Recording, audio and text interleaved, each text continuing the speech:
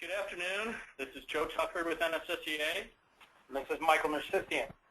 And we want to welcome you and thank you for logging in and taking the time to join us for this first time exhibitor web briefing.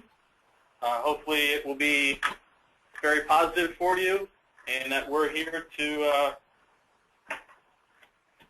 committed to your success at the show. So with that, there's a couple of things on our website which you can always access at any time, which is our ROI Center. Our previous webinar, as well as this one, is posted online, as well as a bunch of really good articles on exhibiting.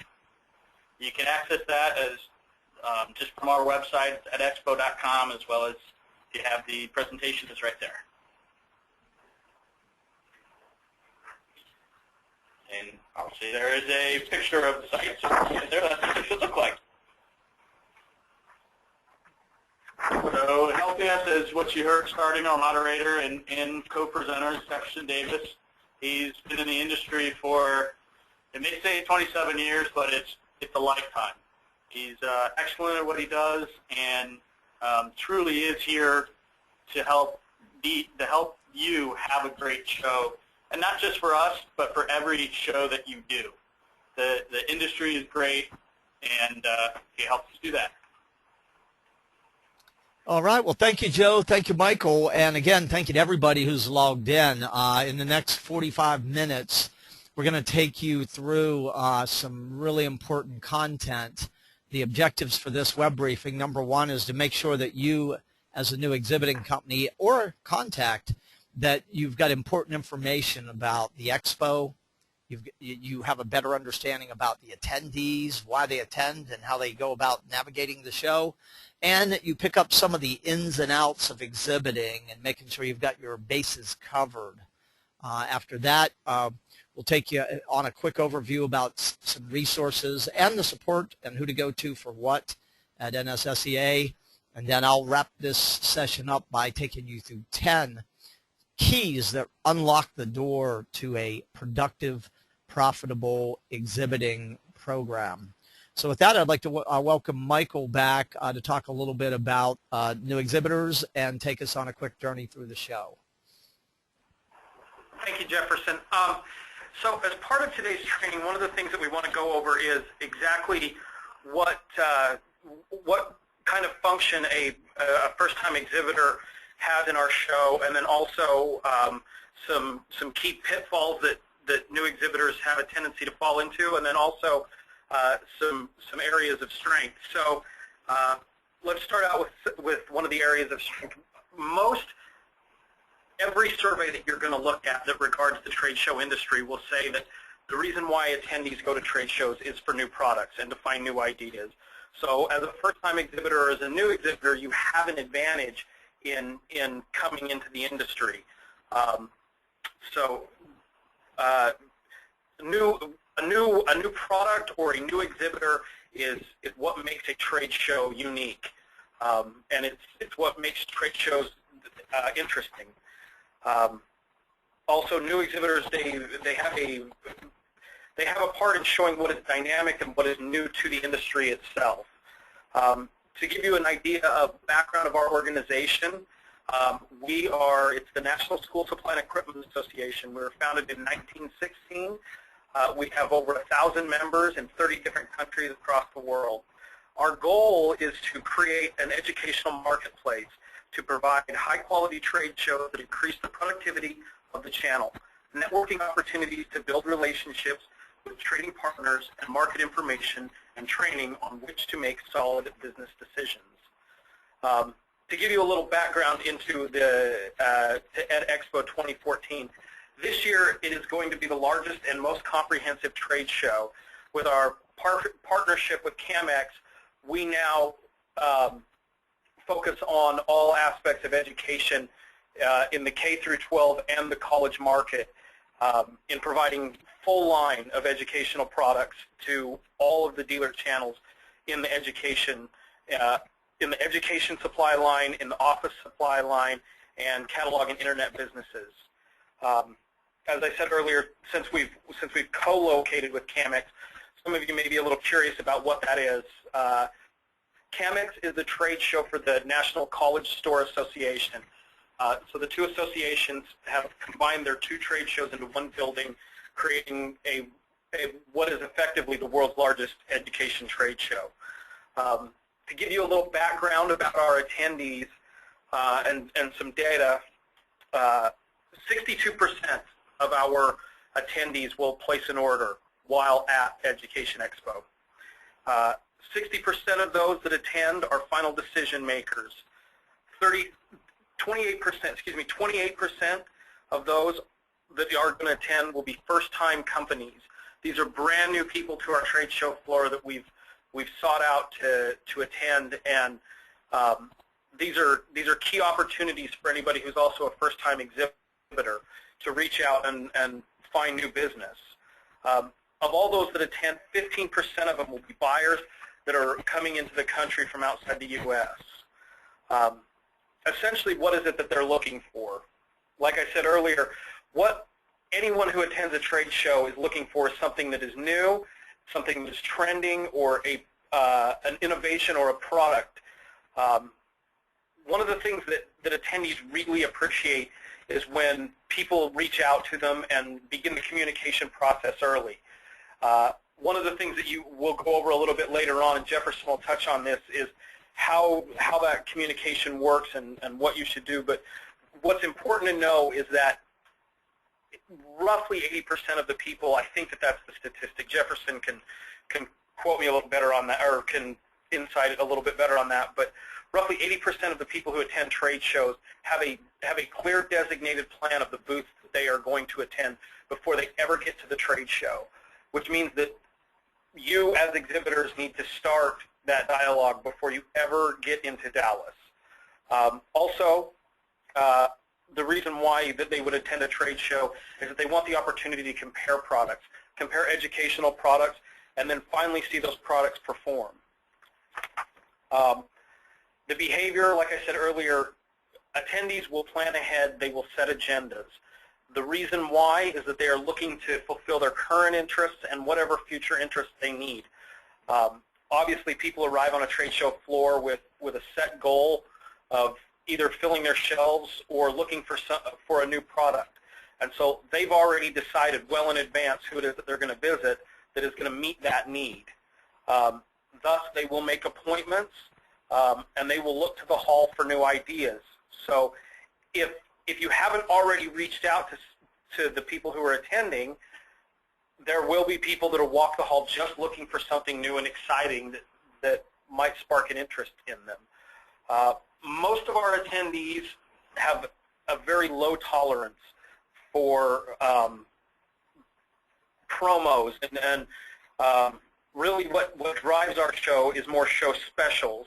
And so what is the difference that you might ask between a promo and a show special? Well, pens, pads, really the type of give-outs, the tchotchke type give-outs, those that really don't drive what it is that they're there for, which is to find products that they can sell and then promote their own business.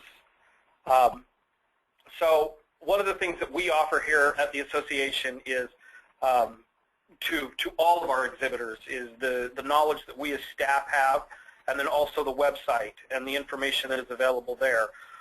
Also, so you know, Jefferson has provided 6 really strong articles that you should go back and review that are insights on the behaviors of attendees and some really good insights into what successful exhibitors do and how to make your show a success. The last resource that we have is something that we're all really excited about here, and it's the E3 Effectiveness Evaluation. A group of our new exhibitors this year are going to have an opportunity to be evaluated by Jefferson and his team. And what that means is that at certain times during the show, he's actually going to come around and take a look at your booth and take a look at your marketing efforts and then give you a printed report on what he found to be effective and things that you may want to work on or may want to change. Obviously, you as an exhibitor have the opportunity to take that information and then make your next show that much more productive. Part of the reason why we would give that to you is because as an exhibitor at our show, we want you to be successful, and not just at our show. In our show and every other show that you're going to do, part of being a success in this industry is that you will spend a portion of your time at several different shows a year, and we recognize that. But we hope that we can provide some education that will help you to not be spending time on show floors just wasted, that it's actually beneficial, valuable business time. Some of the things to go over is the Exhibitor Service Kit. It is available online. You can see the link up there. What's available in that kit is all of the official contractors that are licensed, or excuse me, that we've agreed to work with for the show. All of our Ed Expo service forms, the exhibiting hours, marketing tools and promotions, i.e. the show logo and some other promotional items, which we'll go over a little bit later on. The shipping information that you will need, and then information that is specific to the Dallas Convention Center. I know that going through and reading that service kit, when you open it up, it is dense reading material, and it is dense for a reason. There is a lot of information that you need to go through and you need to read. I often get asked, and by often I mean I get at least 2 phone calls a day where people say, can you just give me the quick overview of it? There really isn't a quick overview of the service manual. The information in there is all things that you need to know. So the one thing that I would say to pay especially close attention to is, as you read it, it's important to either have a highlighter or a separate sheet of paper next to you where you note and write down all of the deadlines that you see. If you see something that is a deadline, write it off to the side or highlight it, because those deadlines, truthfully, they will save or they will burn money for you. The later you have to order any given service, or that you anything that you would see later on, it gets more expensive as we get closer to the show. And there are certain items that once the deadline comes, there really isn't much we can do for you. So you want to order as far in advance as you can.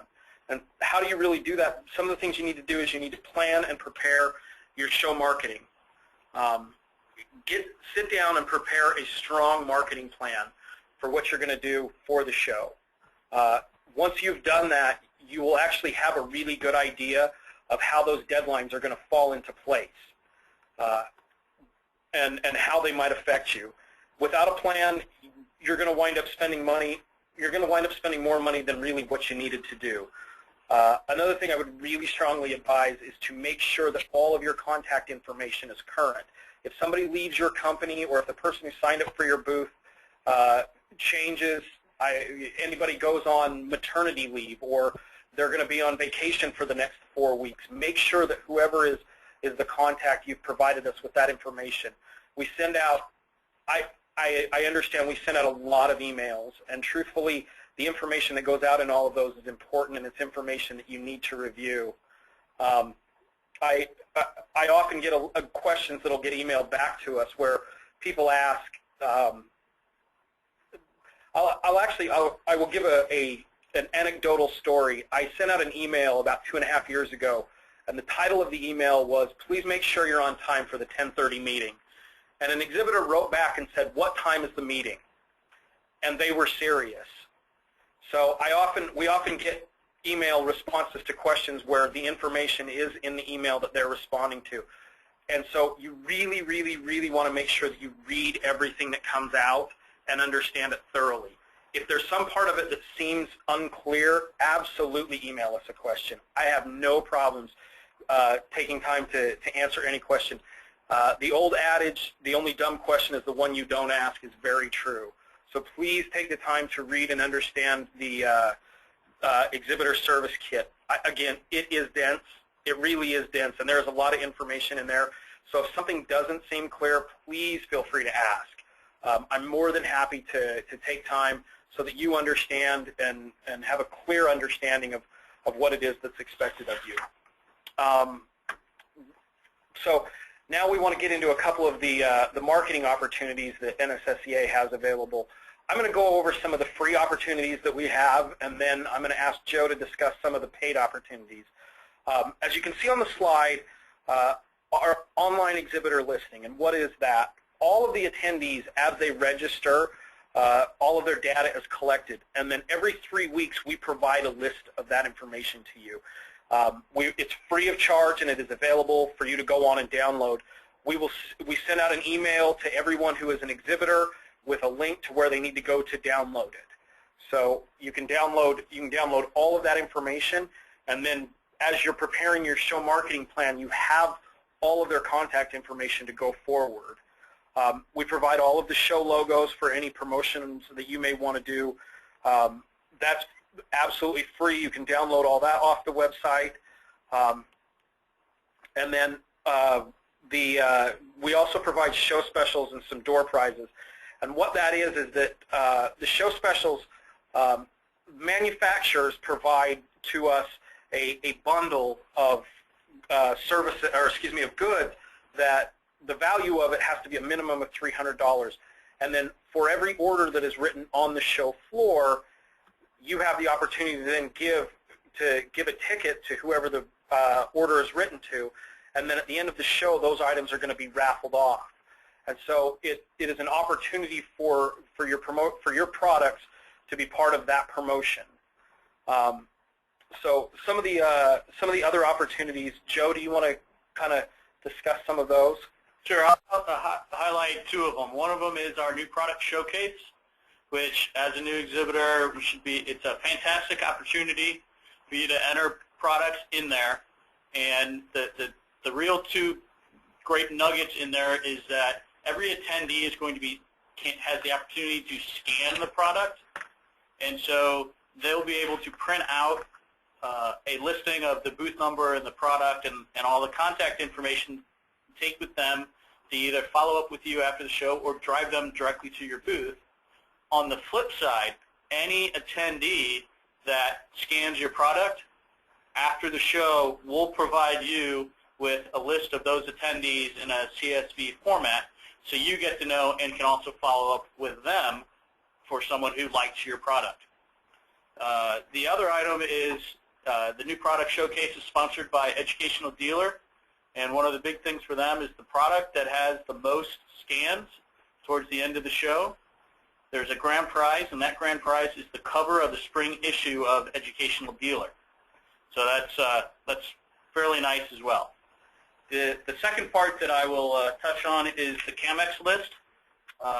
Although there is a cost to that as well, you may be thinking CAMEX in college stores and how do they affect with my product. The thing is, not all a lot of the college stores are community stores in a college area. They also sell to the community, the parents, the teachers. It's a resource for the area. And as we're talking about the marketing, it's the same thing of getting your name and getting your product, getting your solution for them or a solution for their customer out in front of them to get them to come and see you. So it's another really integral part of getting people to you and to see your product. From there, we move on and we'll go to we're here. Anything you need at any time, phone, email, just let us know. As Michael alluded to, no dumb questions. We're here to answer anything. And then as well as for the show program, which I know we've set some emails out for you, if you have any interest in advertising in there, our counterpart at Fahey Williams is Darlene Roberts, and they'd be happy to talk to you about any advertising in the show program. So before we bring Jefferson on, as you can see there, that's 7 suggestions that I have available to all of our first-time exhibitors.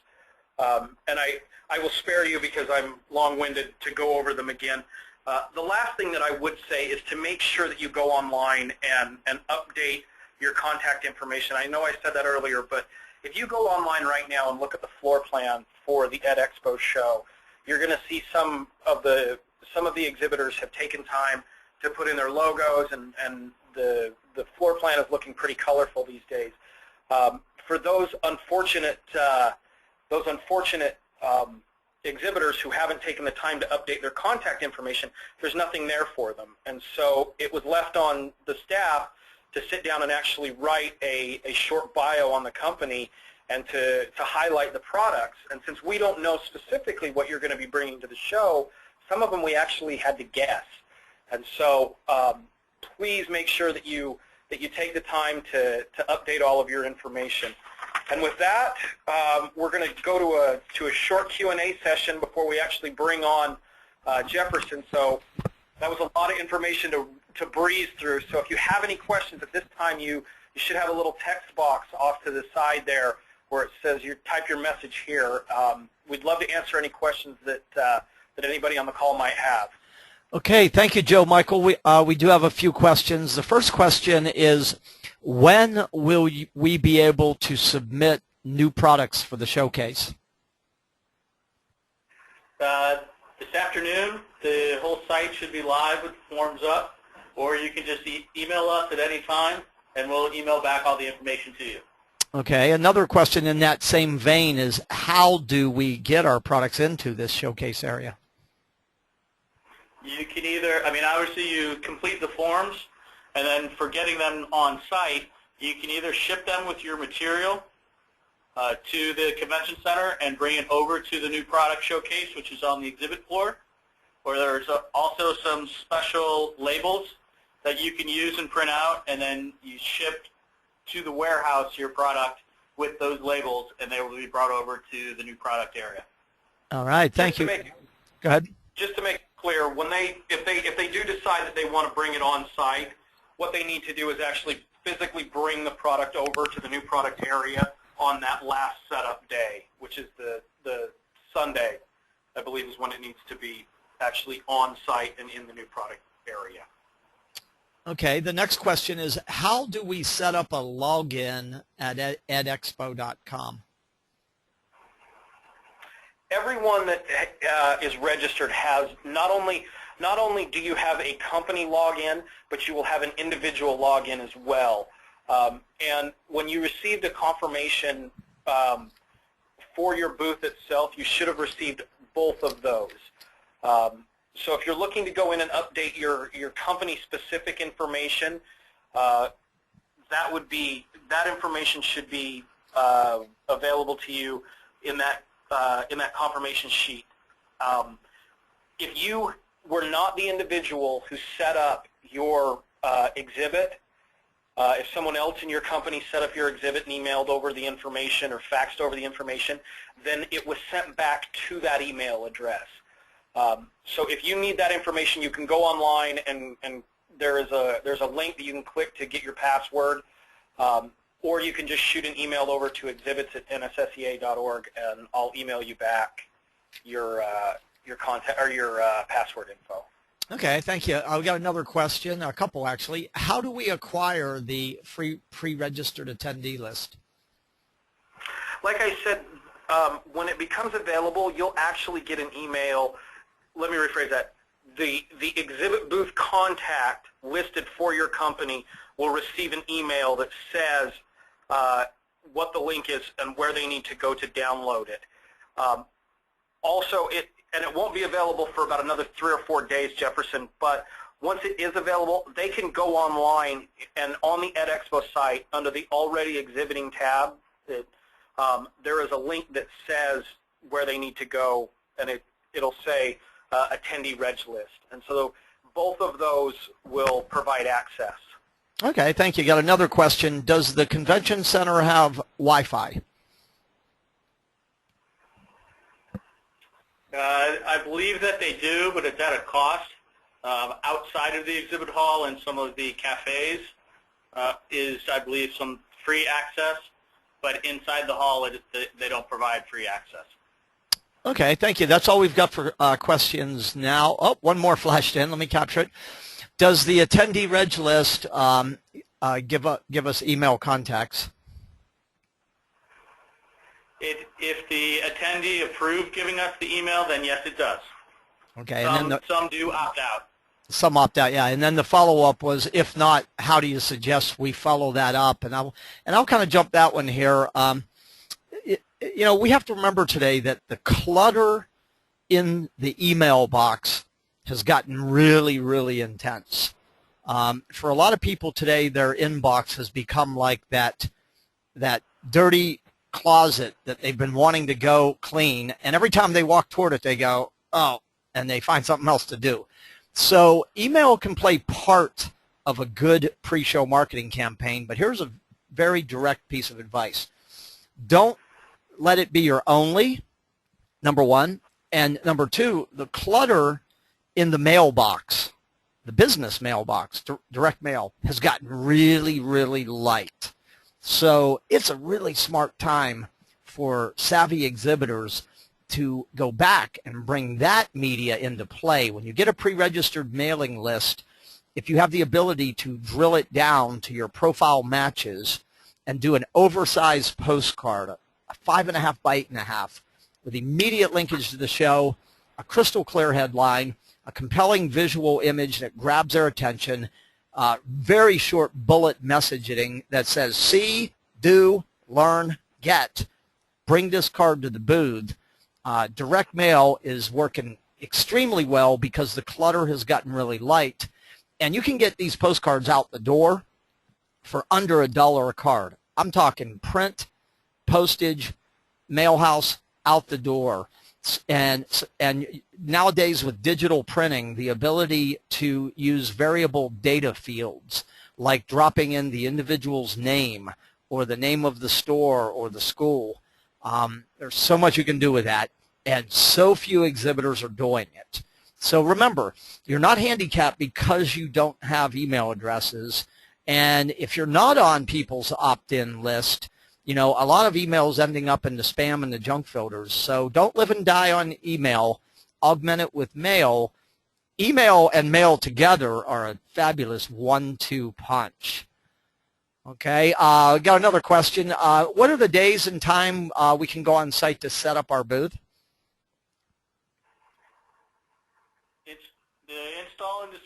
The installation is going to be on Friday and Saturday, March 7th and 8th, both 8 to 5 each day. Okay, excellent. All right, well, nice job, exhibitors. A lot of questions, a lot of interaction. And by the way, keep those questions coming. You can type them anytime, the moment they flash in your mind.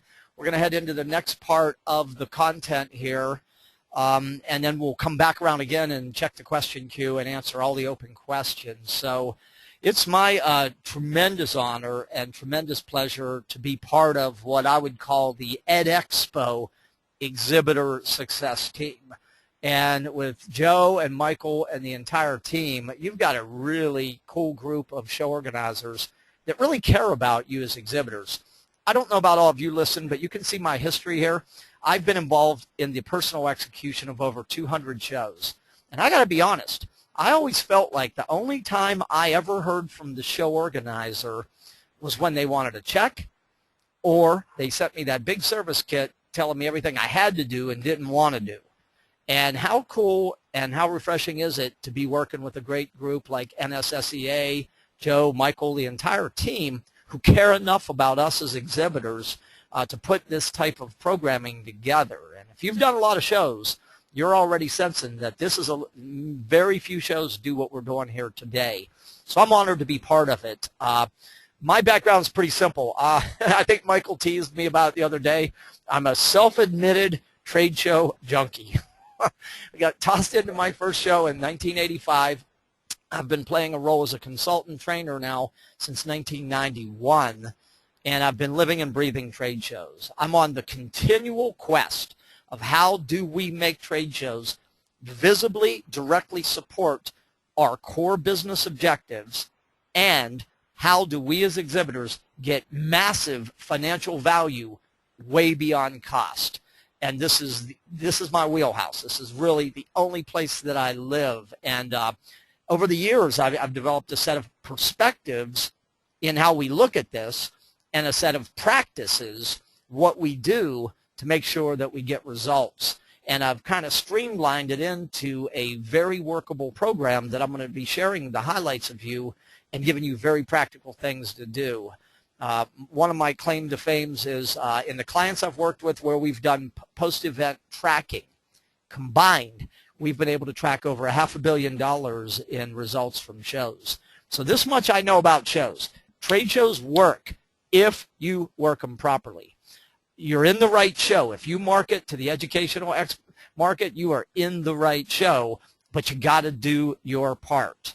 Okay, so let's jump in and go after that right now. So when I think of all the way back to 1985, my first show, and all these years, hard to believe next year we'll be pushing, I actually need to update my slide. It just hit me. I'll be pushing 30 years next year. What are the big mistakes that we as exhibitors are making that we need to really pay attention to? Well, I'm going to echo what Michael told you. Read the kit, okay? Cost overruns, hassles, headaches come from not reading the kit. On average, when you miss a key deadline date, you can expect to pay about 30% more for any of those services. Best advice I could give you on that is pad your deadline dates. When you see that there's an order form due on January 17th, don't wait till January 17th to have this show up on your desk. Pad it. Maybe move it back to January 10th. What happens if you're out of the office? What happens if there's a storm and there's no power? You see where I'm going with that? Pad your deadline dates. Second, big mistake, unrealistic expectations. You're new to a show, you hear about these 600, 700, 800 buyers that are going to be there, and you think just by setting your exhibit out there and plopping that table down, putting your product out, literature, sitting down behind the table, you think that your booth is just going to get overrun with buyers. Okay, we've got to be realistic here. Trade shows work, but there is a art and there's a science to making them work. Okay, and I can promise you this, that whatever you get from your first attempt, you are only picking the low-lying fruit. And what you can get and what you will get over time as you stay committed and you execute what you're going to learn throughout our programs will blow your mind, okay? And so your expectations, and by the way, I'm going to give you a formula we're going to go through expectations. Number 3, big mistake. Everybody has reasons. If I ask you, why are you exhibiting? I know you could give me reasons, but here's a question. Have you converted those reasons to goals? We're going to talk about that. By the way, 1 out of 4 exhibitors, on average, 1 out of 4 arrive at the show with clear goals. Be in that 1 out of 4, okay? The fourth thing Michael said earlier, 8 out of 10 exhibitors do little to no targeted pre-show marketing. Many exhibitors do what I call exhibit by hope. They rent space, they show up, they hope. They hope there's enough attendees. They hope they get in the exhibit hall. They hope they pass their booth. They hope something in that booth makes them stop and engage. Okay, today, the way the attendees, you have got to pre-market your exhibit. It's not a maybe. It's not a, oh, I'd like to if I could find a little bit of time or money. If you're going to win at this game, you've got to commit a little bit of time and a little bit of resources toward pre-marketing, knowing that 8 out of 10 of your competitors will do little to nothing, okay? Number 5, an ineffective exhibit design, and I'm talking about the look, the attention-grabbing power, the visual communication, the ability for the buyer to enter, navigate, and move around it, all of these things. As a new exhibitor in the show, we're going to be coming to your exhibit and doing the exhibit effectiveness evaluation. I will be there personally. Companies pay us thousands of dollars to do this. You're getting it complimentary with no sales pitch in any way, shape, or form, complimentary of NSSEA. They want you to succeed. I promise you, you will find tremendous value in this evaluation. Number 6, you got to think about what your product or what your service is, and you've got to come up with an engaging and immersive and interactive way of getting attendees to interact with your product. So we're going to talk about presenting. Number 7, if you do all those things well that I just mentioned, you set goals, You do a good pre-marketing job. You've got an effective exhibit design. You've thought through how you're going to get attendees to engage with your products or services. And your booth staff doesn't do the right things, it's all going to fall apart right there. So your booth staff is going to make or break you. And we'll talk a little bit about that in today's event. Next, tearing down your booth early. If the show hours are 9 to 5, for you, that means 8:45 to 5:15. I see it all the time on show floors. You know, the show closes at, especially on the last day, 1 p.m., 4 p.m., whatever. Walking down the aisle, see exhibitors tearing down their booths 2 hours early. That's called mistake colossal. That's called being disrespectful to your fellow exhibitor. That's called being disrespectful to the attendees. Some of the most powerful buyers are on the show floor late in the day and toward the end of the show. Over the years, I've done about 36 what I call inside the mind of the buyer panel discussions. In fact, I'm headed to Houston next week to do one in the oil and gas industry. And I've asked them about their biggest pet peeves, and this is one of them.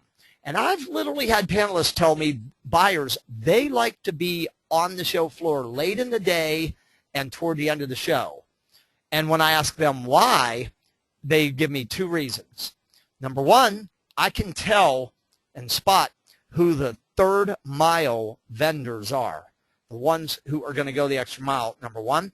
And number two, this one I don't like, but I'm just going to give it to you straight from the horse's mouth. They say, we feel like we have advantage.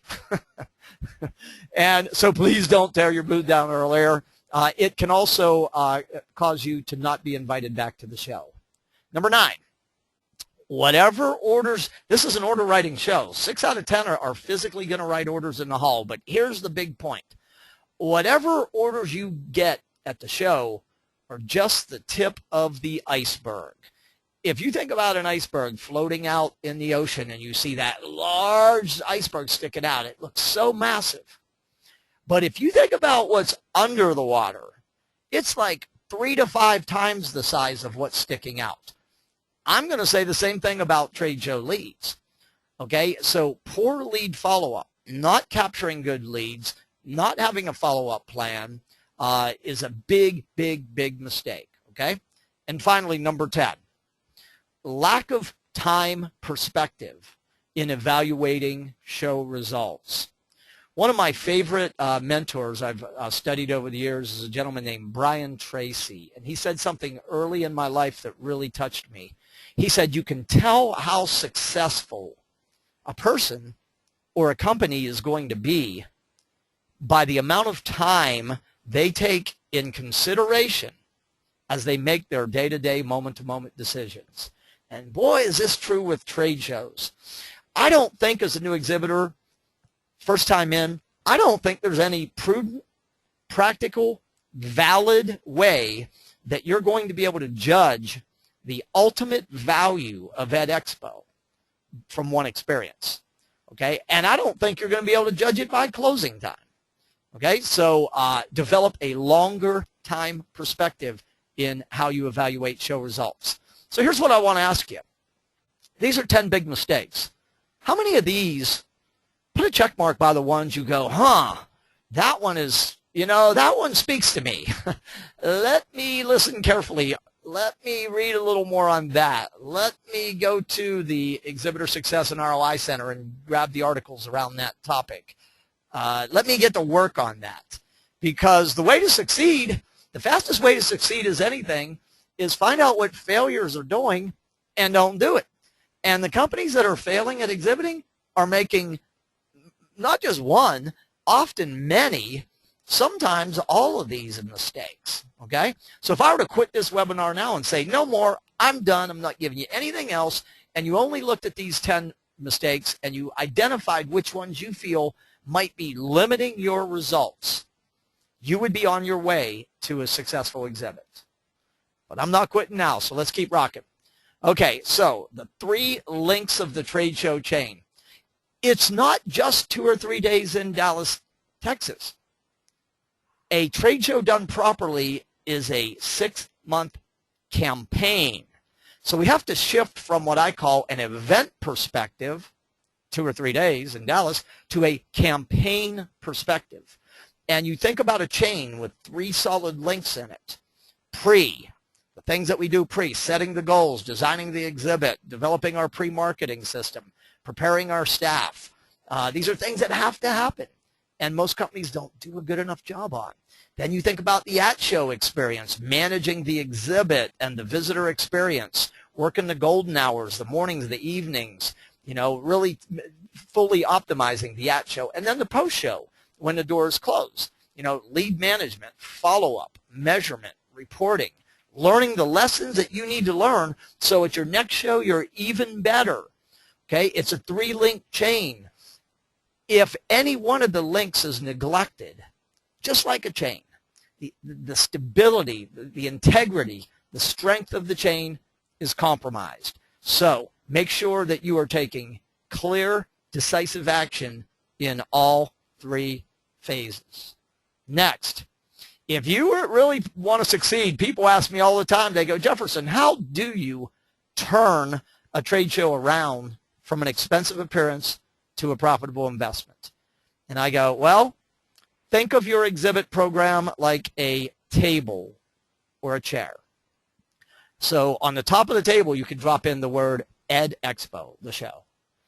And think about 4 legs that support it. Number 1, outcomes. We're going to talk about it. Number 2, attraction. Number 3, managing the experience, the attendee, the visitor, the buyer experience. And number 4, your follow-through and measurement. Okay, and just like a table, if I were to take one of these legs here and break it off or saw it short, and you and me were to sit down on this table and it's bouncing around or it falls down, you're not going to be very happy.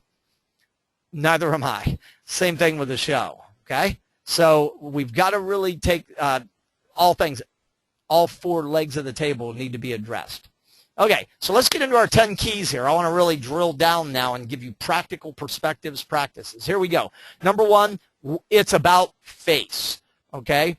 What you're really buying here is not concrete, real estate, visibility, awareness, access, branding. What you're really buying is putting your company identity, your products, your services, and your staff face-to-face with the right people to exchange information that leads to a clear commitment to action on the part of the visitor. There's a mouthful in that description. That's what this game is about. Your end results is going to come down from how well you do that. Trade shows are about face. The buyer comes to you with a relatively open mind on your turf in an environment hyper conducive to talking and doing business. So you've got to be clear it's about face. Now, you don't have an infinite amount of capacity for face-to-face interaction. In fact, you have a finite amount of capacity. I want you to grab your pencil right now or pen. You may or may not need a calculator. If you have a calculator, cool. We're going to calculate your exhibit interaction capacity. Let's get after it. Okay. Ed Expo has 24 exhibiting hours. That is called your playing field. That is called your opportunity. That's called what you're really buying. Now, you can't change that. It's fixed. Okay. Now, you can work the golden hours in the morning. You can work the entertaining hours in the evening. But I'd like to see you optimize, literally make your ROI from the exhibit, and anything that happens in the morning and evening is the icing on the cake. Question. How many people are going to stand in your exhibit on average for those 24 hours? For the purpose of talking to booth visitors. Rule of thumb, 50 square feet per exhibit staffer. If you tell me you got a 10 by 10 booth and you write 5 down here, I'm going to tell you you have got a problem. You've got a big problem. You're going to have no space for who? The buyers. The buyers. So the rule of thumb, 50 square feet. So in a 10 by 10 booth, 2, maybe 3. Now multiply that together and you have got your staff hours. Okay, this is your capacity to interact with visitors. Next, I want you to pick a target number of interactions per hour per staffer. 3, meaning on the average hour, each of your 3 staffers are going to be on task to get face-to-face with 3 visitors per hour. Moderate, 4 per hour. Aggressive, 5 per hour. You want to play this game properly? I'm going to suggest you start at 3. Now, multiply your 72 staff hours times your, or whatever your number is. Don't use my numbers, use yours. 72 times 3, and you have got your magic number. 216. Okay? So your job between now and when you arrive at Ed Expo is get in the mind, get on the agenda of 200 plus of the right people. Your job, your booth staff's job when they're at that show is to do whatever it takes to get face-to-face with 3 visitors on an average hour during the show. Now, there'll be times, peak times, where they're hitting 5, 6, 7, 8 an hour, and there may be a little slower times where they're only hitting 1 or 2 an hour. But the average is what we care about here. Now you've got your formula, your exhibit interaction capacity. If you put your company identity, product, services, and staff face-to-face in this example, 216 of the right people, I'm telling you, you're going to have a really, really good show. And it's your job to make that happen. Ed Expo will get them to the city. They'll get them to the convention center. They'll get them in the exhibit hall. You got to get them to your booth, okay?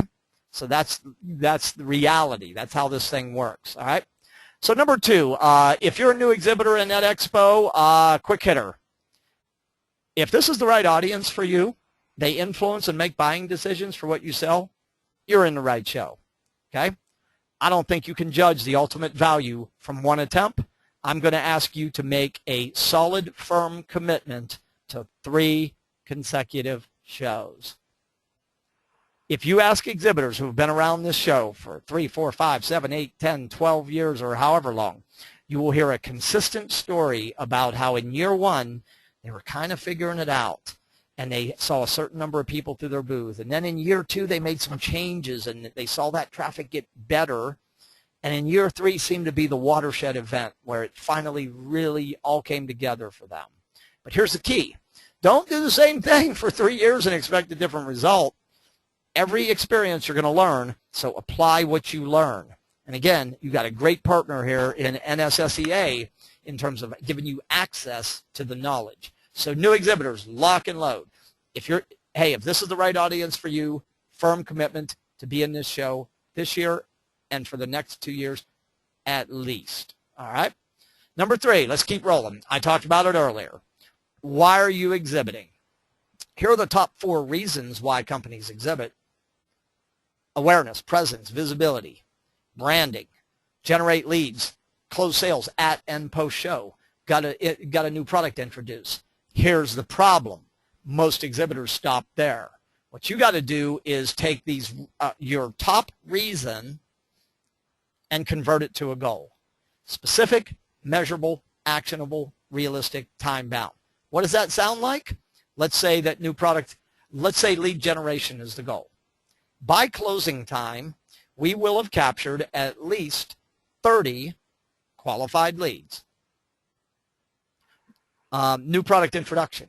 During the show, we will show, tell, demonstrate, and get feedback on our new learning product from at least 100 of this type of buyer or that type of buyer. So you got to kind of breathe some life into that. You can't just say, get some leads, get some sales. How many? Maybe 1, maybe 5 sales, maybe 10. I don't know. Get smart about it. Write it specific. And next point, don't just think it, ink it. Okay, so every goal needs a planner and a plan. I want you to sit down and work backwards from the goal and just create that little action plan. What do I need to do to make this happen? Follow your plan. You do that, you're in the top 20% of exhibitors in America, okay? Key number 4, new exhibitors. You've got to invest enough resources. The budgeting rule of thumb for exhibiting is to multiply your floor space cost 3 to 5 times to determine your total show budget. So if just as a rough example, if the floor space is $2,000, you're in a single booth, you should be planning to invest at least $6,000 to $10,000 in the show, and I would err on more than less. Okay, more than less. The 2 areas that you really want to ratchet up your investing is in your pre-marketing campaigns to get the right people to your booth, and in the exhibit experience. The look, the messaging, what happens with visitors in your booth. Those are the 2 leverage points in the budget. Okay. Number 5, we've hit this one already. Don't exhibit by hope. Get in the mind on the agenda of enough of the right people. How much is enough? The formula you just ran. Who are the right people? That's your job to figure out. What types of stores, operations, schools, what job functions, titles, geography, size, number of classrooms, number of students, however that plays for you, grade levels, however that plays. So you got to know that show attendee behaviors have changed. Michael walked you through some of the distinctions of the attendees. The big thing that I want to say is that about 3 out of 4 are coming to the show with an agenda. The average attendee will stop across the carpet line of about 26 to 31 exhibits. Half of those stops are pre-planned. Don't just show up and hope they find you. Put together a integrated pre and at show using mail, email, print, web, on-site signage, sponsorship. The more the merrier, okay? The more the merrier for sure. And make sure that your message has a clear value proposition and a clear call to action. Number 6, stand off from your exhibit through the eyes of a stranger, like a Martian, if you will. And if you have a photograph or you have a pop-up that you can set up, I want you to get outside of it and I want you to look at it with a completely open mind. Number 1, is it professional? Or does it look like, it's kind of homespun that you did this on the cheap? Look professional. Number 2, big, huge point. Your billboard's like your booth is like a billboard on the freeway. The attendee is driving down the aisles at 70 miles an hour. Job 1, it's got to grab my attention.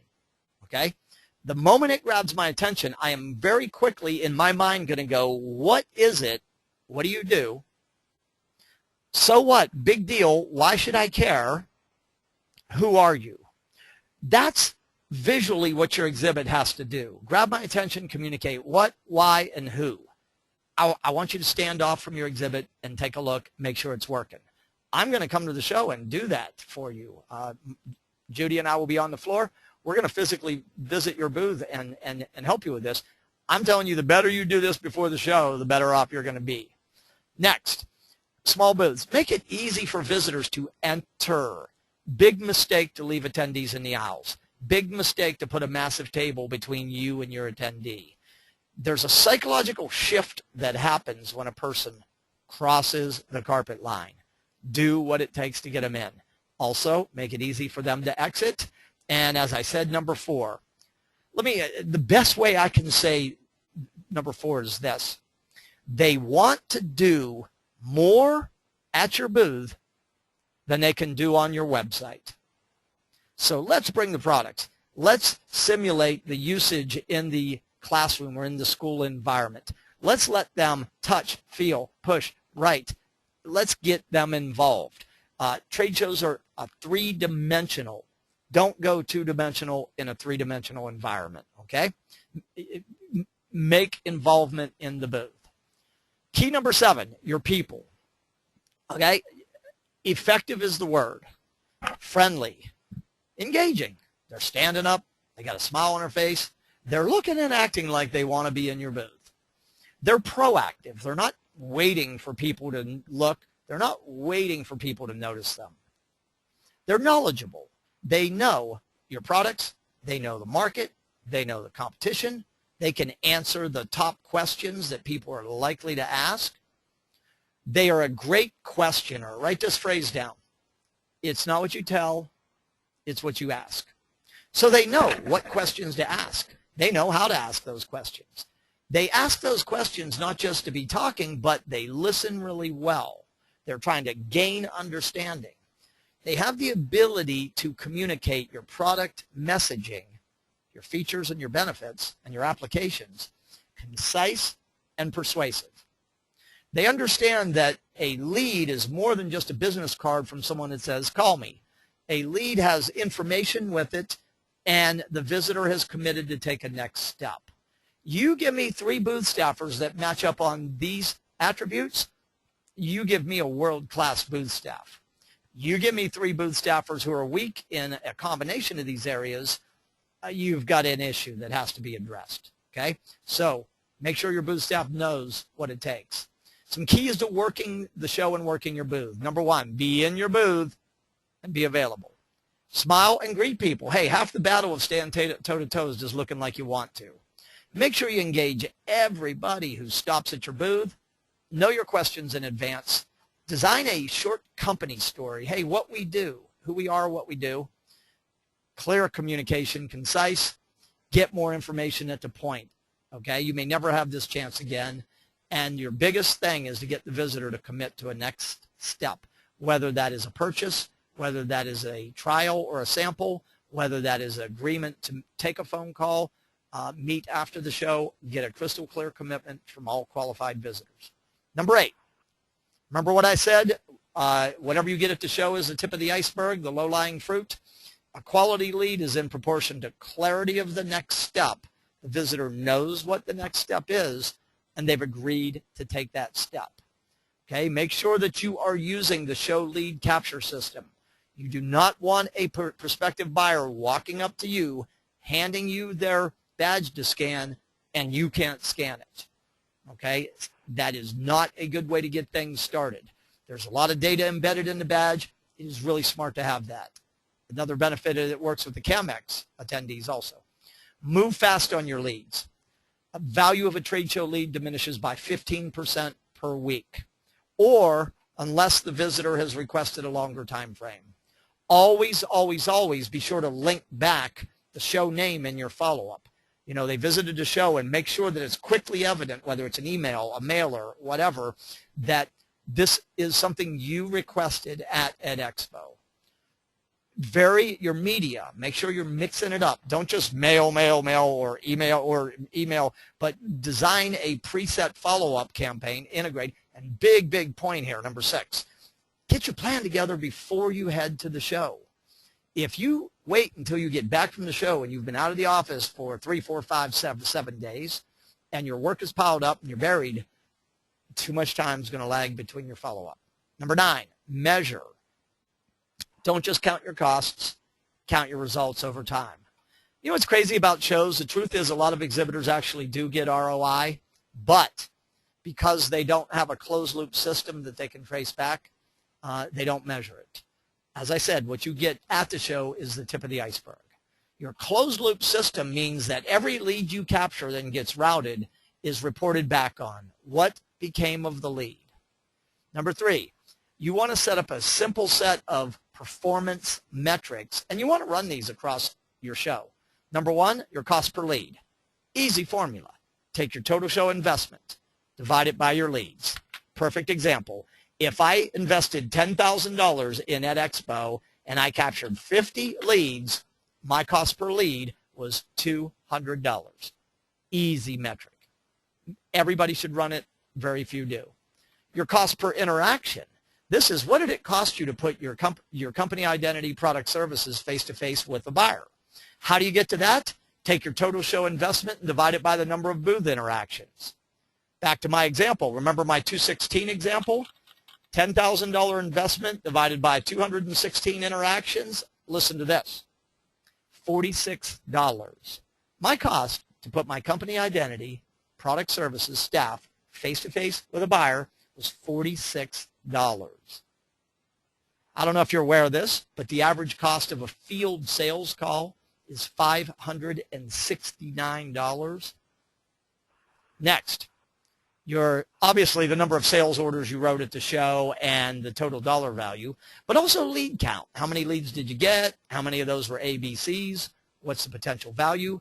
And finally, your return on investment. You invested $10,000 9 months after the show. How much revenue can you trace back to the show from at and post-show sales? Cost per interaction, I just verbally kind of walked you through that formula. Let's say you took the floor space times 3, 5,100, divided it by your 216. Look at this cost, $23 per interaction. Cost of a field sales call, $596. You have cut the cost of putting a body in front of a body massively for your company. Final key, and we'll wind down.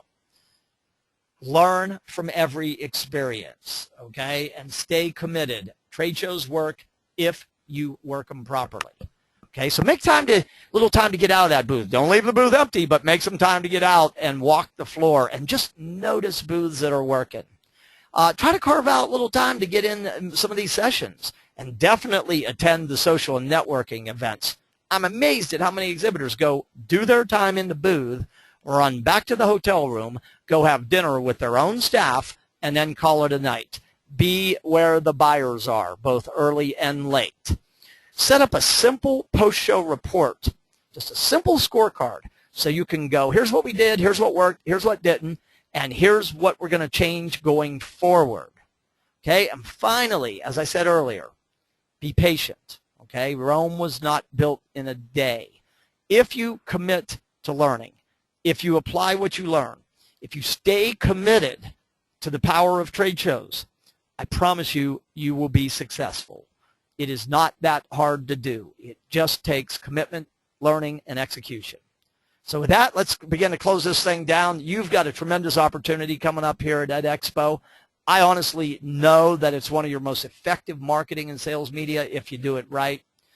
With NSSEA, you got the resources. You got support from the team. You have access to the marketplace. And if you use what you learn in this briefing, I can wind this thing down, not by wishing you a more successful at Expo. I guarantee you, you will be on your way. So make sure to get to the ESRC, the Exhibitor Success and ROI Center. Here's your link. And finally with that, Joe, Michael, I'm going to closing comments to you, and I'm going to take a peek in the question queue. Pretty much, we just want to thank you for your time. We do hope that you take advantage of this and really create a successful campaign. Michael? I would just say that for anybody who's listening today, if you want to share this webinar with anybody else, it will be available on our site in a couple of days, and we will send out the web link for that. And then also Jefferson did another webinar with us last month, which goes into a lot. It's much more in depth into some of the things that he's talked about, and that one is already available on the site. So if you were interested in getting more into what you've heard today, or if there was some information that you would like to share with anyone else, both of those are available to you for free. And thank you for taking the time to spend with us today. All right, thanks for logging in, everybody. We are over time. If you have questions on this, feel free, beyond this webcast, email Joe, Michael, or myself, Jefferson at tradeshowturnaround.com. Have a wonderful Expo. We will see you very soon. Thanks for logging in, everybody. Thank you.